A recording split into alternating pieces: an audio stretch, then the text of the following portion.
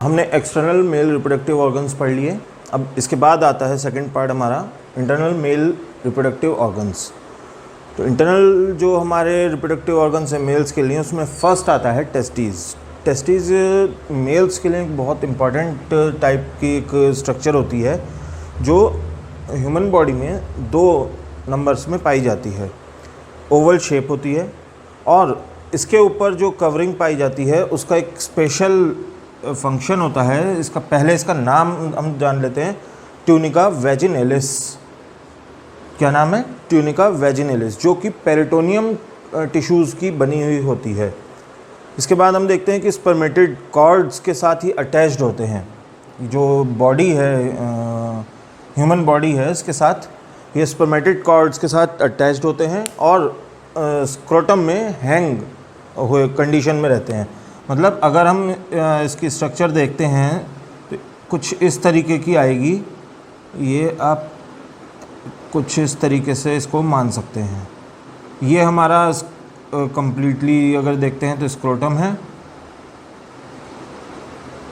जितना मैंने शेड कर दिया है, और ये बीच का जो बचता है ये होती हैं हमारी टेस्टीज़।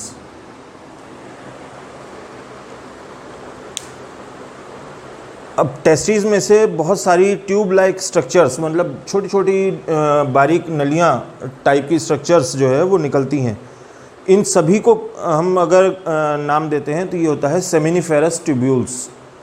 सेमिनिफेरस जितनी भी, मतलब ह्यूमन बॉडी में जितनी भी सेमिनिफेरस ट्यूब्यूल्स होती हैं उनको अगर हम मिला दें तो उसका नाम बन जाता है एपिडाइडाइमस ट्यूब्यूल। एपिडाइडाइमस ट्यूब्यूल। इनका जो सबसे बड़ा काम है वो ये है कि ये स्पर्म्स को ले जाती हैं और स्पर्म्स जो हैं एपिडाइडाइमस ट्यूब्यूल के थ्रू ही वास डिफरेंस में पहुंचते हैं और वहाँ से ही एग्ज़िट करते हैं बॉडी से। जो सेमिनिफेरस ट्यूब्यूल्स होती हैं इसमें इनकी वॉल्स के अंदर स्पर्म्स प्रोड्यूस किए जाते हैं। मतलब जो यहाँ पर हमारा सेमिनिफेरस ट्यूब्यूल्स आएंगी टेस्टीज़ के अंदर, उसकी जो वॉल्स होती हैं, मतलब उसकी दीवारों में हमारे स्पर्म्स जो हैं वो प्रोड्यूस होते हैं। और एक जो बहुत बड़ा इम्पॉर्टेंट पॉइंट है वो ये है कि टेस्टीज़ में हमारे टेस्टोस्टेरॉन, जो कि मेल सेक्स हार्मोन्स हैं, वो बनते हैं। अब टेस्टोस्टेरॉन क्यों इतना इम्पॉर्टेंट है? टेस्टोस्टेरॉन इसलिए इम्पॉर्टेंट है क्योंकि इसी से ही हमारे जो सेकेंडरी सेक्स कैरेक्टर्स हैं ह्यूमन बॉडी में वो रिफ्लेक्ट होते हैं। मतलब जब जो किशोरावस्था होती है, जो यंग एज होती है, उसमें जब मेल पहुंचते हैं तो उस टाइम पर ये टेस्टोस्टेरॉन हार्मोन्स सिक्रीट होते हैं और उसी की वजह से जो जैसे बियर्ड यानी दाढ़ी का आना, मुस्टैच यानी मूँछों का आना, या आपकी जो आवाज़ है उसमें भारीपन आ जाना, और जो जितने भी सेक्स ऑर्गन्स हैं बॉडी में उनका डेवलपमेंट होना, और इसके अलावा और भी कुछ, ये सारे चीज़ों को कंट्रोल कौन कर रहा है? टेस्टोस्टेरॉन। टेस्टोस्टेरॉन एक हार्मोन है जो कि मेल सेक्स हार्मोन कहलाता है, क्योंकि इसी से ही जो छोटा बच्चा है वो एक यंग वन में कन्वर्ट हो जाता है। इसके बाद सेकंड पार्ट आते हैं हमारा सेमेनल डक्ट और वास डिफरेंस। सेमेनल डक्ट या वास डिफरेंस को हम हिंदी में शुक्रवाहिनी के नाम से जानते हैं। इसमें ये एक्चुअली दोनों टेस्टीज़ में एक एक पाई जाती है, और जो टेस्टीज़ में स्पर्म्स बन रहे हैं वो पेल्विक रीजन से होते हुए वास डिफरेंस में आते हैं और वहाँ से वास सेमेनल वेसिकल्स में पहुँच जाते हैं। तो एक तरीके से हम देखें तो स्पर्म्स के लिए एक रूट बनाने का काम करती है सेमेनल डक्ट या वास डिफरेंस। इसके बाद आता है थर्ड पार्ट इसका, seminal vesicle. Seminal vesicle actually ये भी 2 होती हैं, पेयर में होती हैं और ट्यूब लाइक स्ट्रक्चर होती हैं। इसमें जो एक ध्यान देने वाली चीज़ है वो ये है कि जो दोनों सेमेनल वेसिकल्स हैं, अगर उसको कंबाइन कर दिया जाए तो वो बन जाती है इजैकुलेटरी डक्ट। इजैकुलेटरी डक्ट जो है ये यहाँ कुछ जो सिक्रीशन होता है उसको प्रोस्टेट ग्लैंड, जो इसका नेक्स्ट पैसेज में नेक्स्ट आती है प्रोस्टेट ग्लैंड, वो कलेक्ट कर लेती है। ये सारा सिक्रीशन यूरेथ्रा में खुल जाता है। जिसको हम मूत्रवाहिनी या मूत्र विसर्जन का पॉइंट कहते हैं। अब इसका मेन फंक्शन ये है कि ये एक थिक जेली, थिक मतलब गाढ़ा, और जेली जैसा स्ट्रक्चर, जैम जेली जैसे होते हैं उस तरीके का एक फ्लूइड बनाता है या सिक्रीट करता है, जो कि स्पर्म्स को लेके जाता है अपने अंदर से उसको पास होने देता है। चौथा जो पार्ट आता है हमारा इंटरनल ऑर्गन्स का, वो आता है प्रोस्टेट ग्लैंड। ये एक बहुत इम्पॉर्टेंट ग्लैंड होती है हमारी बॉडी में, जिसका हमारी पूरी लाइफ पर बहुत असर रहता है। तो ये यूरेथ्रा के चारों ओर होती है और यूरिनरी ब्लैडर के नीचे होती है, स्थित होती है, और इसके अंदर कुछ कई तरीके की ग्लैंड्स यानी ग्रंथियाँ, वेसिकल्स यानी ट्यूब लाइक स्ट्रक्चर्स, और कुछ इनवॉल्यूएंट्री मसल्स पाई जाती हैं। इनवॉल्यूएंट्री मसल अनैच्छिक मांसपेशियाँ। अनैच्छिक मांसपेशियाँ मतलब जो हमारी इच्छा से बंधी हुई नहीं हैं, जो ऑटोमेटिकली अपना सारा काम कर रही हैं, खुद कर रही हैं, बिना किसी ऑर्डर के। यहाँ पर एक चीज़ है जो हमें ध्यान रखनी पड़ेगी, वो ये है कि प्रोस्टेट ग्लैंड का अगर साइज़ बढ़ जाता है, वो अगर साइज़ में बढ़ जाता है बाई चांस किसी प्रॉब्लम की वजह से, तो जो हमारा यूरिनरी पाथवे है, यूरिनरी पाथवे मतलब जिस पूरे रूट से होकर, जिस पूरे रास्ते से होकर यूरिन जा रहा है बॉडी के अंदर, वो कहीं किसी ना किसी जगह पर या इसके आसपास, प्रोस्टेट ग्लैंड जहाँ पर है मौजूद है उसके आसपास ब्लॉक हो जाता है, बंद हो जाता है, जिससे जो हमारा मिक्टुरेशन है, मिक्टुरेशन मतलब मूत्र त्याग, इसमें हमें बहुत ज़्यादा प्रॉब्लम आने लगती है। यानी कि जो यूरिनरी ब्लैडर है वहाँ से तो मूत्र चल चुका है, बीच रास्ते में है, लेकिन वो जो बाहर निकलना चाहिए वो नहीं निकल पा रहा है, ब्लॉक हो गया। जैसे ट्रैफिक जाम के टाइम पे हम देखते हैं रेलवे क्रॉसिंग पर जब ट्रेन आनी होती है तो उस टाइम पे हम जो बैरियर गिरा होता है, ठीक वही काम यहाँ पर होता है कि ट्रैफिक वहाँ तक तो पहुँच गया है, बहुत सारा भीड़ इकट्ठी हो गई है, लेकिन आगे नहीं जा पा रहा है उससे। तो जब तक बैरियर खुलेगा नहीं तब तक वो ट्रैफिक पास नहीं होगा। सेम उसी तरीके से जब तक इसकी साइज़ को कंट्रोल नहीं किया जाएगा, यानी जो नॉर्मल साइज़ है उतना नहीं किया जाएगा, तब तक ये मूत्र त्याग को रोके रखेगा। और हम सभी जानते हैं कि ये एक बहुत बड़ी प्रॉब्लम बन जाता है कभी कभी। यहाँ पर एक और जो बहुत इम्पॉर्टेंट पॉइंट है वो मेंशन करना चाहेंगे कि एक सीमेन होता है जो एक्चुअली एक फ्लूइड लाइक स्ट्रक्चर होती है, जो बहुत गाढ़ा और जेली लाइक होता है। ये एक स्पर्म्स और सेमिनल फ्लूइड के लिए कैरियर का काम करता है।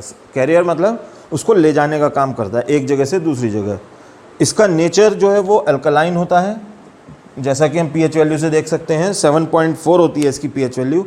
और इसकी क्वांटिटी, एक इजैकुलेशन यानी जो एक तरीके से कहना चाहिए स्पर्म्स के निकलने की प्रोसेस है, या एक स्पर्म्स के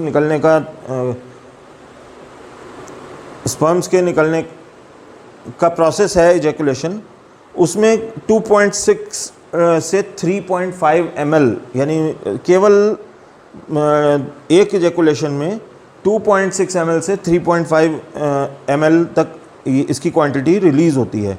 और जब इजैकुलेशन होता है तब उस टाइम में ये लिक्विड फॉर्म में होता है, लेकिन एटमॉस्फेयर के संपर्क में आने पर ये कोगुलेट होकर एक गाढ़ापन अपने आप में ले लेता है।